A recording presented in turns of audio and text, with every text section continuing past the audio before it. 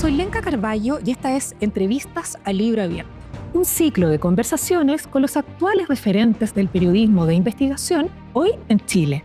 Conversaremos con Daniela Mohr Wolke, coautora del libro La Búsqueda, publicado en 2022 por Editorial Planeta y que ya suma 5 ediciones.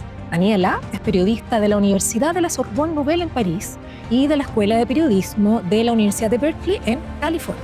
Es editora de The New Humanitarian y ha trabajado para medios chilenos y extranjeros. También es corresponsal en Chile de CNN Internacional. Porque conversar e investigar a fondo es un ejercicio democrático. Bienvenidos y bienvenidas a esta primera temporada de Entrevistas al Libro Abierto. Daniela Mohr, bienvenida a este nuevo capítulo de Entrevistas al Libro Abierto, donde vamos a hablar de tu libro La Búsqueda, que fue publicado en el 2022 por Editorial Planeta, un libro que ya tiene 5 ediciones publicadas y que habla de la desaparición de Claudio Gimeno, padre de Cristóbal Gimeno, con quien tú escribes este libro, tu marido, y que lo hacen a 4 manos, contando la historia, ¿cierto?, de esta historia tan dolorosa, esta cicatriz en la familia.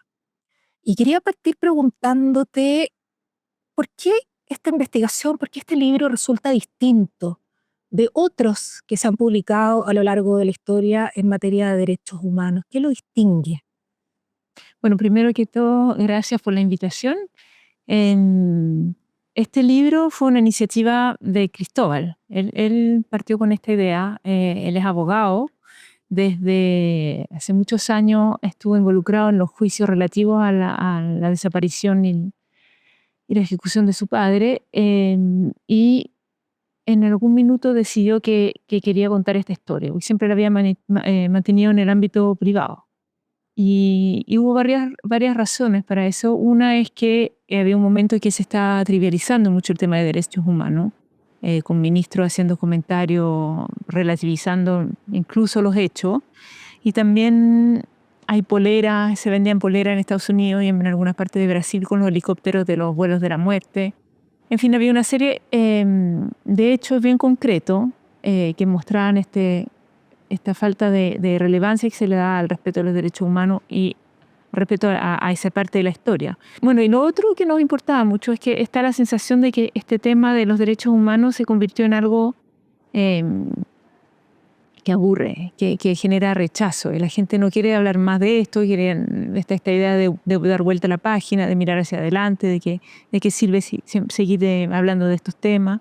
Entonces él quería en particular como contar esta historia de una manera que no fuera ideologizada, que no tuviera recuperación política, porque había mucha recuperación política del tema de los derechos humanos también de lado y lado, sino que contar los hechos, para que cada lector se hiciera su idea. Ahora, no digo que los libros anteriores no hayan hecho eso, pero ese fue el objetivo con el cual partimos, y me preguntó si había algún periodista que yo conociera que pudiera ayudarle, porque no quería fundarse solo en su recuerdo, y yo me ofrecí. Me encontré que tenía ganas de hacerlo. Ahora, lo distinto, creo yo, para mí, porque no es mi historia, entonces es una manera distinta de abordar el tema que la que puede tener Cristóbal. Me importaba mucho mostrar desde adentro qué significa realmente venir de una familia que sufrió de manera tan traumática la violencia de la dictadura. Y yo creo que uno, cuando no lo ha vivido realmente, no dimensiona el impacto que tiene. Y no solo sobre el núcleo mismo, sino que sobre distintas personas, distintos círculos. Esto va irradiando y afecta a toda la sociedad. Pero yo venía de afuera, yo entré a esta historia y me fui dando cuenta que tenía muchas implicancias que yo no me había imaginado. Porque aparte tú no te criaste en Chile. Para ti el tema de la dictadura, los derechos humanos, era algo que vivías de alguna manera desde afuera, ¿no? ¿Cómo te fuiste insertando también en la historia de tu marido y también en la historia de un país que tiene esta herida tan grande? La historia del país y la herida la tenía, porque mis padres no volvieron a Chile por temas políticos. O sea, no eran exiliados, pero de izquierda y se quedaron fuera de Chile porque estaban viviendo en París ya al momento del golpe estudiando y no pudieron regresar. En fondo regresaron por temas de seguridad. Entonces, no es que me adentraba a una historia desconocida tampoco, o sea, era una historia que me dolía de alguna manera, no me dejaba indiferente, había visto documentales, venía a Chile regularmente. Había momentos, recuerdo momentos de temor antes de venir a Chile, siempre nos decían, ustedes si ven un militar en la calle no digan nada, no muestren del dedo. Antes de ir a la embajada en Francia a renovar papel o al consulado también, había fotos de Pinochet en esa época, mi mamá nos decía, no vayan a preguntar por qué está esa foto colgada, no vayan a mostrar lo del dedo, ustedes no digan nada. O sea, había como un temor incluso afuera, pero sí descubrí la historia de una familia, en el fondo, que vive esto y cómo se lleva para siempre. Yo creo que eso es lo que yo no dimensionaba, cómo es una herida y es una carga que se lleva toda la vida, no se puede dejar atrás. Y esa herida que es familiar, que es personal y que tú has vivido de cerca, ¿cómo puede influir también en una investigación? ¿La hace más difícil al ser más personal también o al contrario? Yo creo que sí y no. O sea, yo creo que hay una motivación. A mí me importaba mucho investigar, contar esto, hacer este trabajo, no solo por un tema periodístico, claramente. Me importaba por un tema lo encontraba importante para mi familia, no solo para Cristóbal, sino que también para nuestras hijas, para que supieran qué pasaba y que no hubiera cosas que permanecían sin hablarse, que yo creo que eso hace daño. Y me importaba como ciudadana también contar esta historia. Entonces yo creo que por un lado yo podía tener una cierta sensibilidad y cierto conocimiento y preguntas que llevaba hacía muchos años que me podían ayudar en mi investigación en las entrevistas. Y también una cercanía con los entrevistados, algunos, no todos, pero los de la familia o algunas amistades. Pero por otro lado, claro, lo hace difícil en lo emocional, aunque uno como periodista, yo cubro muchos temas terribles, entonces tengo como una especie de barrera, de escudo, como que en el minuto no me impide seguir, pero sí después de algunas entrevistas me quedaban dando vueltas o me dolía la cabeza mucho y no asociaba, hasta que Cristal de repente me decía, yo creo que quedaste mal por esta entrevista, te pusiste muy tensa o no sé qué. Y ahí como que decía, en realidad, sí. O a veces tenía que volver a preguntar, porque había que preguntar muchas veces y como queríamos contar esto como de manera amena también. Yo quería muchos detalles para recrear lugares, que uno se pudiera imaginar realmente todo de la mejor manera posible, de la manera más fidedigna posible. Entonces, para eso hay que preguntar muchos detalles, muchas cosas una y otra vez. Y concretamente, ¿qué fue o qué cosas fueron para ti las más difíciles al momento de investigar y de escribir el libro? Habían capítulos que me costó mucho escribir, que son los más cruentos, yo creo. Que es como, hay que ir de a poco. Sí, había capítulos muy duros de escribir, por ejemplo. Por ejemplo, el capítulo de la remoción, en que en diciembre del 78, o sea, 5 años después de que Claudio, que no estaba solo, de hecho, entre los detenidos de la Moneda, porque en el fondo esta es la historia de Claudio, pero también es la historia del llamado caso La Moneda, que pasó 50 años en tribunales y que es el caso que es el juicio que busca a los responsables de la ejecución del fusilamiento y la desaparición de 22 de los hombres, 23 con Claudio, de los hombres que fueron a La Moneda el día del golpe y que se quedaron en la Moneda, decidieron quedarse para defender el Palacio Presidencial y fueron detenidos, llevados al regimiento Tacna, donde los torturaron y los tuvieron 2 días y luego los amarraron con alambre, los llevaron a un camión y los llevaron al lugar en Peldehue donde el regimiento tenía espacio para hacer ejercicios militares, digamos.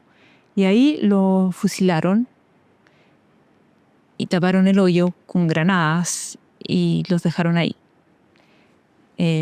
Pero 5 años después, al momento de la operación Televisores, que fue cuando se descubrieron los cuerpos en los hornos de Lonquén, y Pinochet ordenó que se removieran todos los cuerpos de los detenidos desaparecidos y los lanzaran al mar, hubo una remoción en el sitio Tacna en el cual sacaron los cuerpos.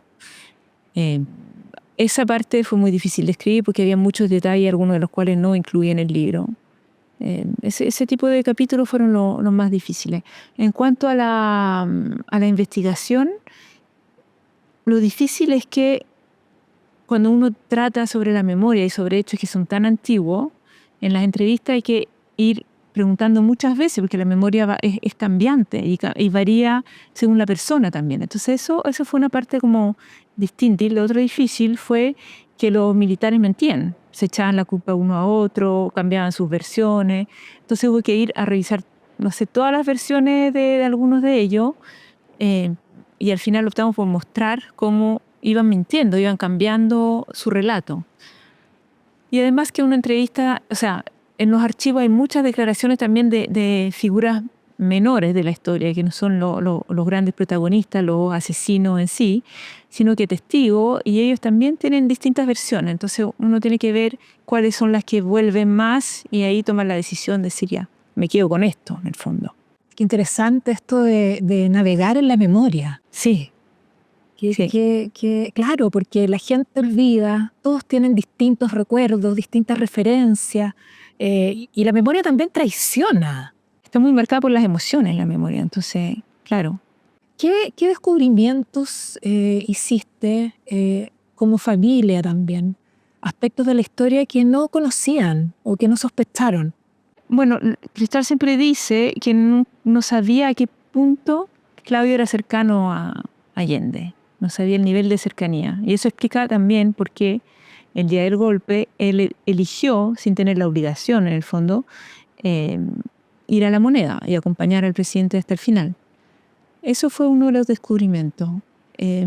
Como familia, yo creo que la historia a nivel de la familia ya la conocía, el impacto ya lo conocía también. Lo que sí me pasó es que reporteando, en la parte que es reporteo más de entrevista, de relación que establece uno con las personas y no tanto de archivo, digamos, en lo humano, me impresionó mucho el hecho de ver personas con las cuales había estado, por ejemplo, una tía de Cristóbal, que ayudó a buscar a Claudio después de su desaparición, que no conocía a Claudio y que iba a cada rato al servicio médico legal a preguntar por él. Ella la entrevisté, la había visto en algunos almuerzos, cosas así, pero tenía una historia terrible porque había trabajado en la vicaría, estaba a cargo de hacer las fichas con los relatos de tortura de distintas personas, incluyendo niños, y en el fondo era descubrir una faceta completamente distinta de ella, de la cual nunca había hablado, no en mi presencia por lo menos. Y claro, y hay varias personas con las cuales me pasó lo mismo. Y después me escribía, me mandaba WhatsApp muy angustiada, porque después de esta entrevista, eso era otra parte difícil, la gente quedaba angustiada. Y uno se siente un poco responsable de contenerlo de alguna manera, porque no los obligas a revivir el horror, en el fondo. Los revictimizas en ese sentido. Pero me hizo preguntarme cuántas personas había en Chile, igual que esta mujer, dando vuelta con dos vidas en el fondo, la que dan hacia afuera, la del día a día, la que les permite sobrevivir y también la que han tenido que desarrollar porque no los han escuchado. O sea, yo creo que ha habido durante décadas una incapacidad de la sociedad chilena a poder escuchar debidamente a las víctimas de violaciones de derechos humanos durante la dictadura.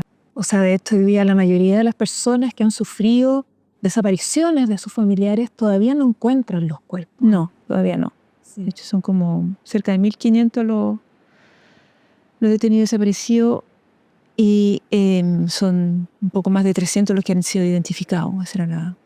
Ahora con el plan de búsqueda, ojalá eso mejore.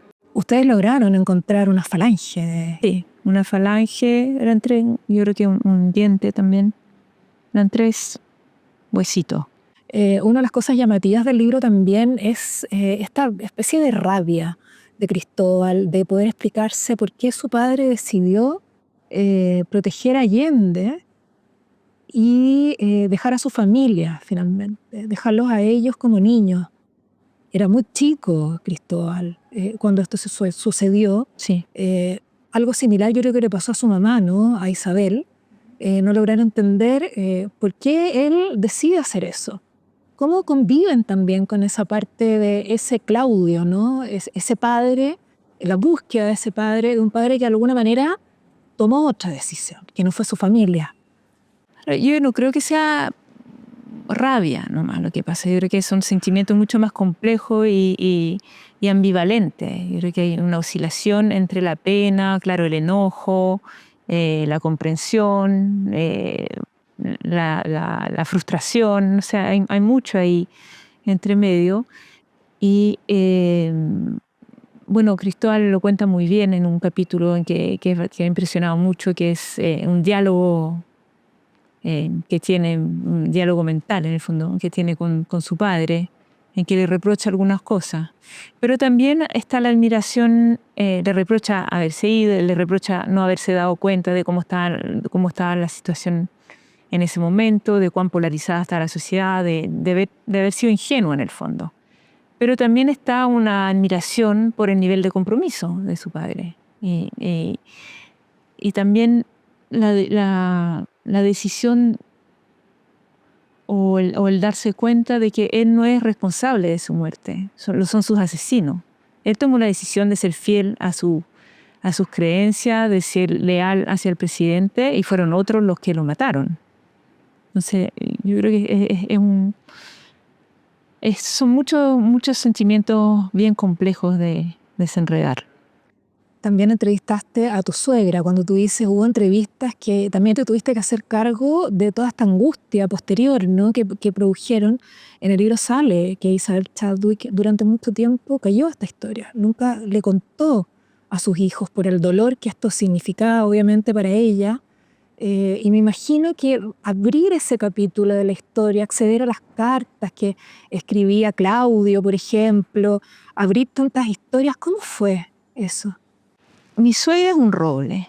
Es la mejor, realmente es de una fortaleza impresionante, muy resiliente. Logró rehacer su vida porque decidió que iba a vivir de la mejor manera posible y sin odio, a pesar de lo que le había pasado. Entonces, no me expresó su angustia tanto como puedan haberlo hecho otras, o su pena, pero yo la conozco, entonces claro, uno lee ciertas cosas. Hubo muchas entrevistas con ella, no muchas, pero diría 2 o 3. Y claro, al final me decía, bueno, ya estamos. Después le seguía preguntando cosas por mail. Hay que poner el dedo en la llaga cuando uno entrevista, y eso cuesta. Claro, porque a ti, ¿cierto? Como su nuera, entrar en esos territorios que yo creo que no los habían conversado antes, ¿no? En familia, con ella. O sea, sí, ella nunca pudo hablar de Claudio, de la circunstancia de la muerte de Claudio con sus hijos, efectivamente. No, y ella me dijo, yo hasta el día de hoy no soy capaz de decirle a ellos que torturaron a su padre, lo fusilaron y lo desaparecieron. Lo encuentro demasiado horrible como para decírselo. Y de niño no les pudo contar. Pero ella habla de Claudio, no era como una figura o una persona de la cual no hablara, en ese sentido. Es como es del horror que cuesta hablar y del cual le cuesta hablar con sus hijos, yo creo. Y bueno, ustedes tienen hijos también. Y a ellos también esta historia es parte de, obviamente, de la biografía familiar, ¿no? Una cicatriz que pertenece y que permanece. ¿Cómo fue para ellos también el trabajo de este libro? Leerlo, no sé qué edad tendrán, pero ¿qué significó también o ha significado para ella? No lo leyó. Son 3 hijas de ahora 17, 15 y 12. Al momento de que salió el libro y sobre todo cuando lo estábamos escribiendo, sabían que escribíamos este libro juntos y que era sobre su abuelo, uno de sus abuelos, porque tienen otro abuelo que es Jorge, que es el marido de Isabel, de mi suegra, se volvió a casar después. Pero, mira, fuimos contestando las preguntas a medida que surgían en función de la edad que tenían, porque es una historia bien terrible y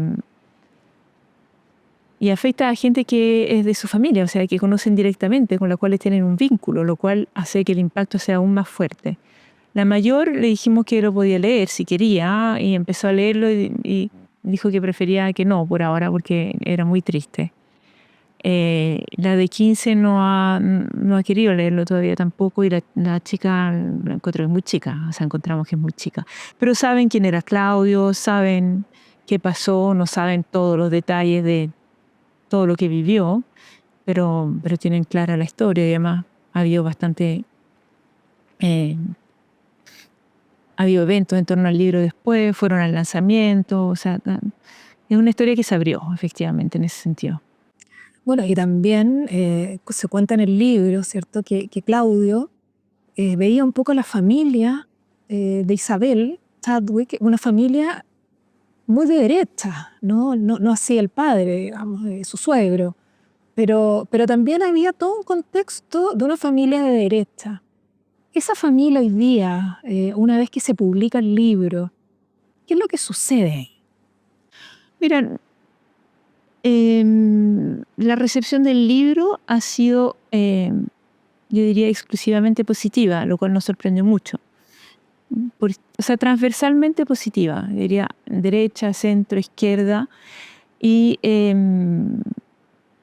yo creo que eso es el resultado de algo que fue el foco cuando realmente escribimos este libro y lo investigamos, que era escribir un libro que fuera transversal, no solo en términos políticos, sino que en términos etarios, en términos socioeconómicos, sino que pudiera llegarle a todos y en particular a quienes no han tenido contacto con el tema de derechos humanos o a quienes no se han interesado o no han tenido contacto solo porque no les tocó o porque no... Claro, o sea, no lo digo en tono de reproche, digamos. Y yo creo que eso se logró. También estamos viviendo una época en relación a los derechos humanos bien compleja.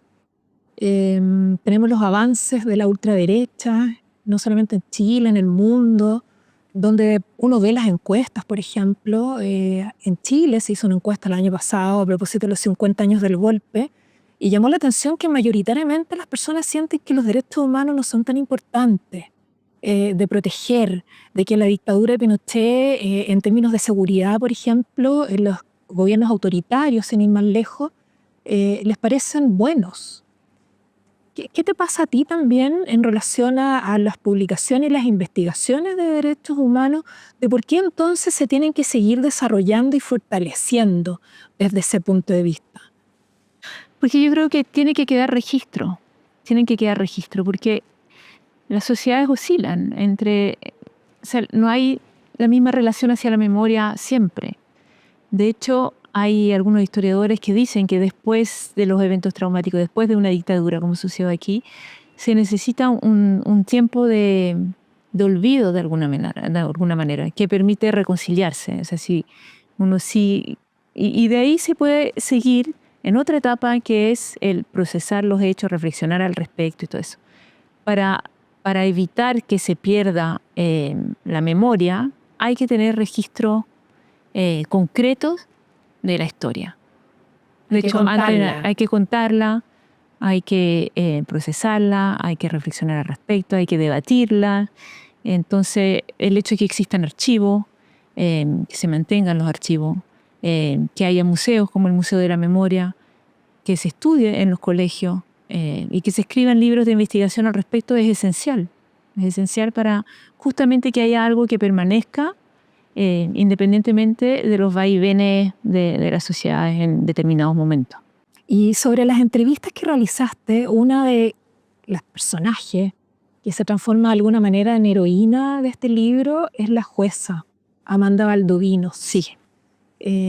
La verdad es que se había olvidado, yo creo que nadie recordaba o bien no se contó muy bien el tremendo trabajo que ella realizó, el tesón que tuvo para encontrar lo que hubiese quedado de estos cuerpos. Cuéntame cómo fue este encuentro con ella, cómo fueron estas conversaciones, qué impresión te armaste tú de esta mujer. Mira, la investigación partió por la jueza, o sea, mi investigación periodística en ese sentido. O sea, claro, porque uno tiene esta tarea y dice, ¿por dónde parto?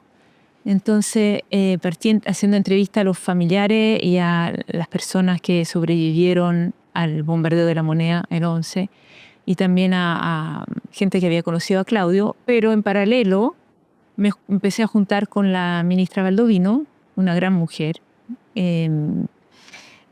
y teníamos horas y horas de conversaciones en que sacó todos sus archivos, fotografías, mapas, porque es un trabajo monumental. Ella fue una de las ministras que después de la mesa de diálogo fue nombrada ministra en visita con dedicación exclusiva para comprobar los datos arrojados por la mesa de diálogo en la zona de Colina, Perlehue. Y entre esto estaba el caso de los desaparecidos de La Moneda.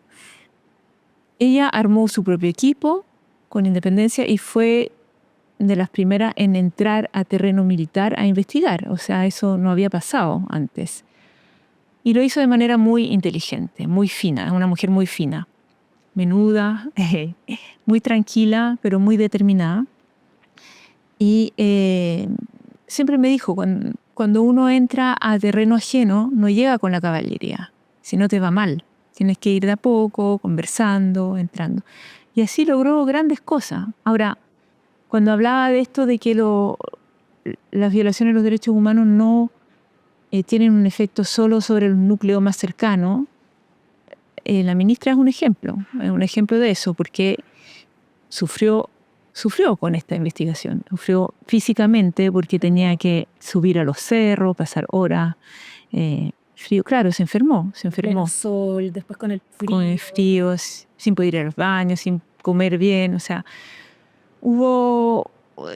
implicó un gran esfuerzo. Metiéndose a cueva, también amenazas, claro. Y además ella siempre sentía que no había hecho lo suficiente, que tenía que darle respuesta a los familiares. Entonces también hay un impacto emocional muy importante. Pero es un gran trabajo. Una mujer excepcional, yo creo. Claro, de hecho, los encontró. Los encontró y es tan impresionante como ella aplica su intuición porque le dan lugares falsos donde podían estar los cuerpos muchas veces. Entonces que ella de repente se plante y hubiese dicho aquí, esta parte, aquí tiene que estar. Y haberse abocado y creer y jugársela siempre hasta, como dices tú, los encuentra. Sí. No, fue de una perseverancia impresionante. Con este libro tú te adentraste en un área del periodismo investigativo, de los libros de periodismo de investigación, de una larga tradición en Chile que tiene que ver con los derechos humanos, ¿no? Que parte precisamente en la época de la dictadura, con figuras como Mónica González, Patricia Verdugo. No debe haber sido fácil, pienso, para ti sentirte que tenías que estar a la altura, ¿no? De una época, de un tipo de obras tan valoradas, tan importantes en Chile. Bueno, yo había trabajado con Mónica González en el 7+7, así que la conocía y conocía su manera de trabajar, digamos. Y también con Patricia Verdugo, estuvo en Intercambio. Son mujeres que contribuyeron mucho a este tipo de investigaciones, como muchas mujeres periodistas, de hecho, en esta tradición, como dices tú. Pero tomamos la decisión con Cristal de no leer los libros, de no leerlo. Sí, dijimos, hagamos algo como se nos ocurre a nosotros y como creemos que hay que hacerlo nosotros. Y después vemos.